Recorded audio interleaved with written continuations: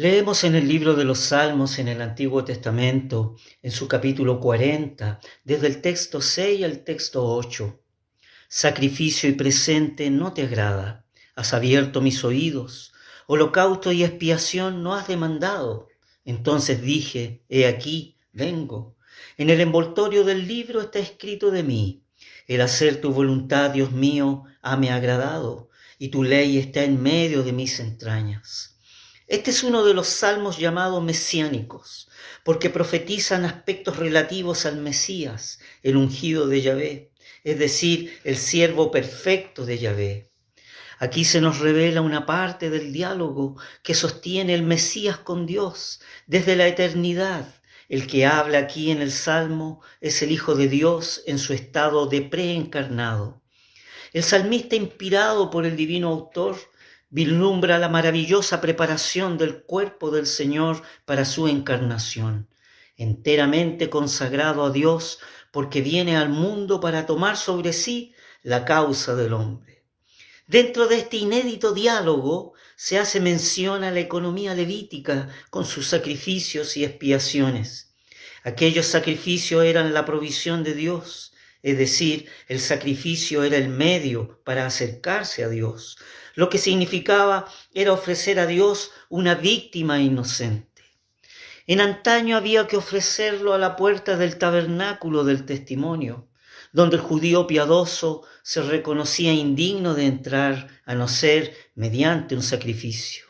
El oferente traía un carnero sin talla, es decir, sin defecto, para luego poner sus manos sobre la cabeza del animal y confesar su mal. De esta manera transfería su indignidad y su culpa a un inocente, el cual sería sacrificado, muriendo en su lugar. El sacrificio era necesario porque el pecado del hombre es una realidad y la santidad de Dios también es una realidad. Dios desea perdonar, pero no puede pasar por alto el pecado del hombre. La justicia tiene que ser satisfecha. Los sacrificios entonces enfatizan antes que nada que están los derechos de Dios y está el carácter de Dios. Los sacrificios del Antiguo Testamento dan testimonio de la ruptura de las relaciones entre Dios y el hombre pecador y son el reconocimiento de la justicia del juicio de Dios sobre el hombre como pecador. Fíjense que habían dos grandes finalidades en los sacrificios.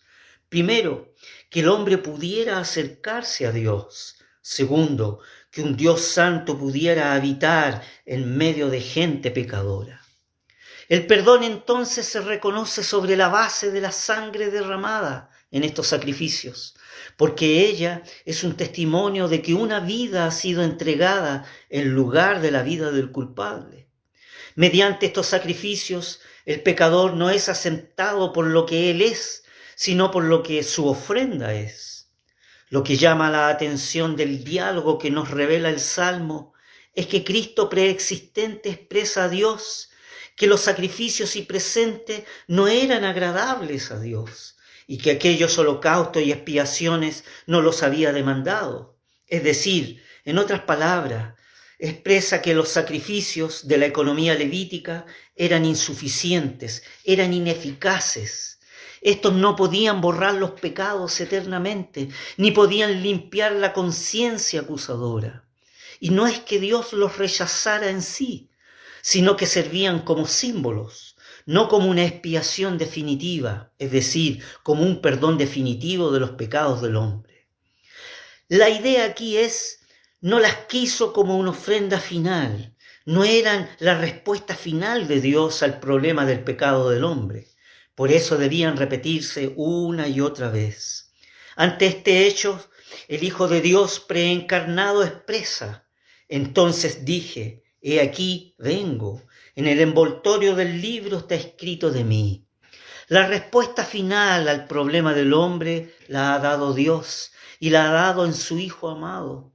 Observamos entonces que Cristo ofrece sus propias perfecciones al Padre, tal como estaban simbolizadas en las ofrendas por holocaustos, aquellas ofrendas de olor grato, y las ofrendas de expiaciones, las cuales cubren los pecados. Él estaba manifestando una provisión legal por medio de la cual el mérito del Hijo de Dios puede adjudicársele a cualquier pecador que crea en él para ser salvo de la justicia divina. No debemos entonces desentender el contraste que aquí nos presentan en las palabras del Hijo de Dios preencarnado a su Padre, las cuales expresan que recibiría un cuerpo humano para el sacrificio e indica que su sacrificio sería agradable al Padre, es decir, satisfactorio al Padre. Y la razón es esta, puesto que el hombre caído en sus delitos y pecados no posee mérito propio delante de Dios, el Hijo amado de Dios, como sustituto del pecador, ofrece su propio mérito perfecto al Padre a favor del pecador. Es así entonces que la muerte de Cristo en la cruz del Calvario es de mérito infinito y de una eficacia infinita para todo aquel que en él crea. Fíjense que el escritor inspirado por el divino autor en la epístola a los Hebreos, en su capítulo 10, desde el texto 5 al texto 7, hace una referencia al salmo mesiánico y posteriormente realiza un comentario de él.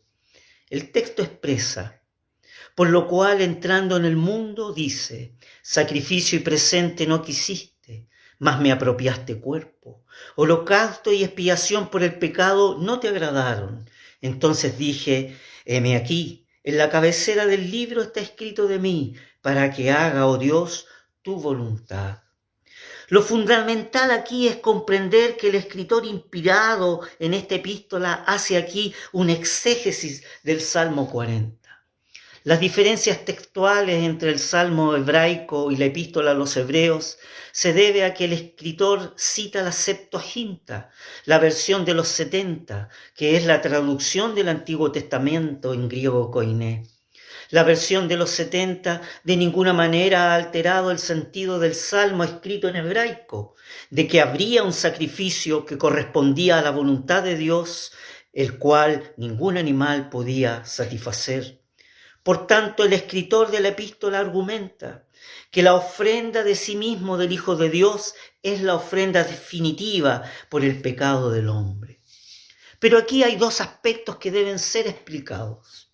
Primer aspecto, en el Salmo hebraico leemos, has abierto mis oídos, o senayim karitoli, donde el vocablo hebraico o senayim es oídos.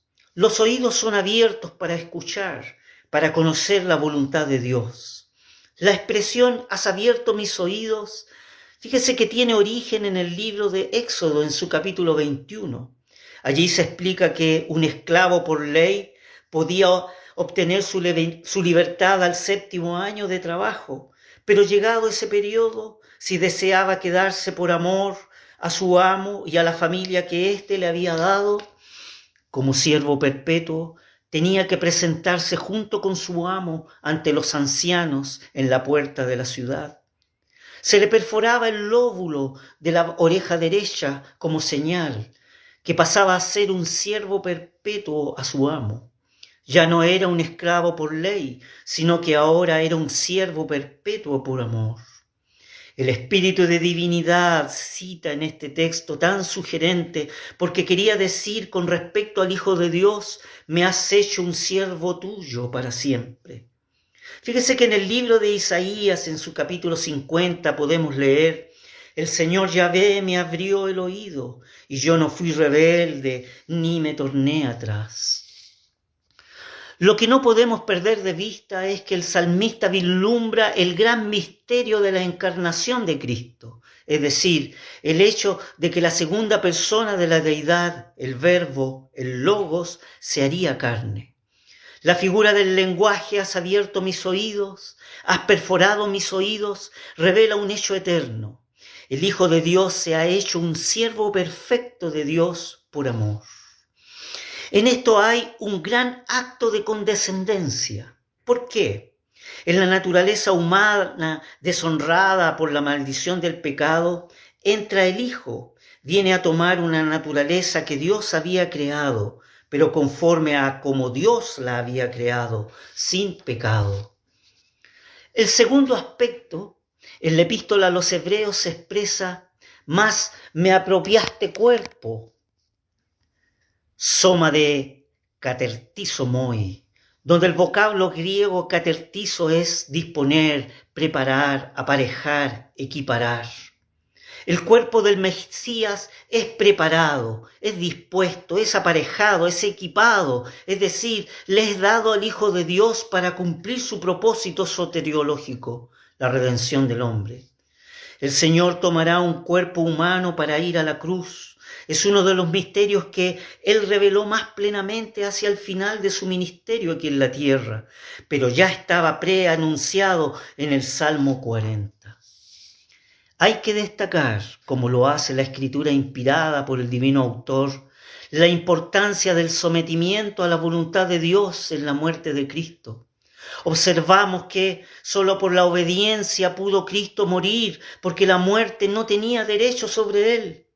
El apóstol inspirado expresa con respecto a Cristo: y hallado en la condición como hombre, se humilló a sí mismo, hecho obediente hasta la muerte y muerte de cruz.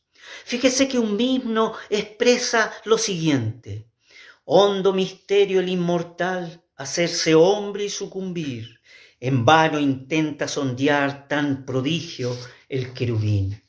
Cristo fue entregado según el predeterminado consejo y anticipado conocimiento de Dios, para que usted también pueda decir: tú eres el Cristo, el Hijo del Dios viviente.